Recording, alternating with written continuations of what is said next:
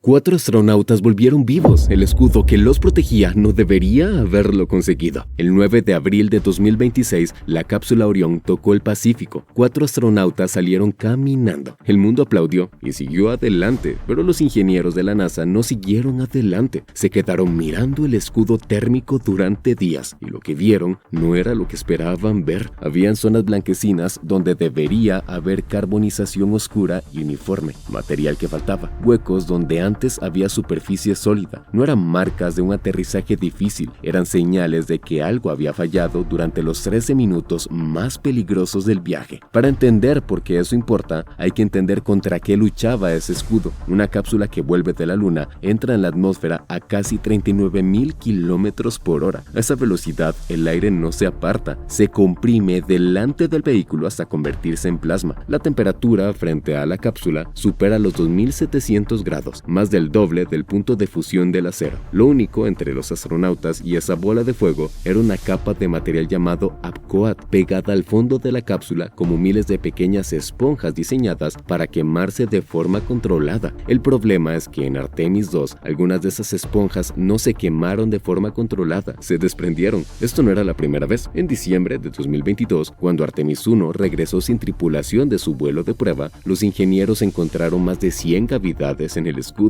Trozos enteros de APCOAT habían saltado durante la reentrada, no pequeñas grietas, sino agujeros de varios centímetros de profundidad. La investigación duró casi 2 años. La conclusión: cuando el material se quema, genera gases internos. Esos gases, en lugar de escapar hacia afuera, quedaban atrapados bajo la capa carbonizada ya formada. La presión se acumulaba hasta que literalmente hacía explotar trozos del escudo desde dentro, como si el extintor que te protege del fuego explotara él mismo en tus manos. La NASA lo llamó agrietamiento por presión interna, un nombre técnico para un problema que tiene una traducción muy simple: el escudo se autodestruía en el peor momento posible. Entonces vino la pregunta que todos evitaban en voz alta: ¿qué habría pasado si Artemis 1 hubiera llevado tripulación? La respuesta oficial, después de meses de simulaciones, fue que probablemente habrían sobrevivido. Probablemente. En ingeniería aeroespacial, esa palabra no es una respuesta, es una alarma. Y lo que viene a continuación es el detalle que cambia completamente cómo hay que leer el éxito de Artemis 2. La NASA tenía 2 caminos: rediseñar el escudo desde cero, lo que habría retrasado el programa varios años y costado miles de millones adicionales, o mantener el mismo escudo y cambiar la forma en que la cápsula entraba en la atmósfera. Eligieron el segundo camino. En Artemis 1, la cápsula había usado una trayectoria de rebote. Entra en la atmósfera, vuelve a salir parcialmente y luego entra definitivamente. Es como hacer un cabriolet antes del impacto completo. Eso reduce la fuerza sobre la tripulación, pero alarga el tiempo de exposición al calor, y ese calor extra era lo que atrapaba los gases dentro del material. Para Artemis 2, la trayectoria fue más directa, más empinada, más caliente, pero durante menos tiempo. La idea era que si el calor se aplicaba rápido y de golpe, los gases podían ventilarse hacia afuera antes de quedar atrapados, como abrir la válvula de una olla a presión antes de que explote. Y funcionó, más o menos. Los 4 astronautas volvieron. El escudo aguantó, pero las fotografías de alta resolución tomadas días después del amenizaje mostraron que el problema no había desaparecido, solo había disminuido. Había zonas donde el material seguía faltando, zonas que no coincidían con las áreas donde los ingenieros esperaban desgaste, y esas zonas son el núcleo de lo que nadie está explicando claramente todavía. Y aquí es donde el ángulo que casi ningún medio explorado se vuelve determinante. El escudo de Orión no tiene el mismo grosor en todas las partes. Las zonas que los modelos predicen como más frías llevan menos material. Las zonas centrales, donde el calor golpea con más fuerza, llevan más. Es un diseño de ingeniería perfectamente razonable. Cada gramo cuenta en un cohete. Pero hay una consecuencia que raramente se menciona. Si una zona que se calculó como fría sufre un desprendimiento inesperado, el margen de seguridad en esa zona no se reduce, desaparece. No hay material de repuesto, no hay una segunda capa. Es lo que hay. Y eso importa especialmente porque el APCOAT no se fabrica en serie. Cada escudo se construye a mano, celda por celda, en un proceso que dura meses. Hay variación entre unidades, pequeña, pero existe. La trayectoria de Artemis 2 fue diseñada para funcionar dentro de un corredor operativo muy estrecho. Si el escudo de Artemis 3 tiene una variación mínima en alguna zona, o si la trayectoria de regreso difiere ligeramente por una emergencia, ese corredor podría quedar fuera de los límites válidos. Piénsalo así: imagina que cambias los frenos de tu coche porque porque tienen un defecto conocido, pero en lugar de poner frenos nuevos, simplemente le dices al conductor que no frene bruscamente ni en pendiente, y eso funciona hasta el día que necesitas frenar de verdad. Ese día el margen que parecía existir resulta una promesa estadística, no una garantía física. Eso es lo que la NASA está evaluando ahora mismo con los datos del escudo de Artemis II,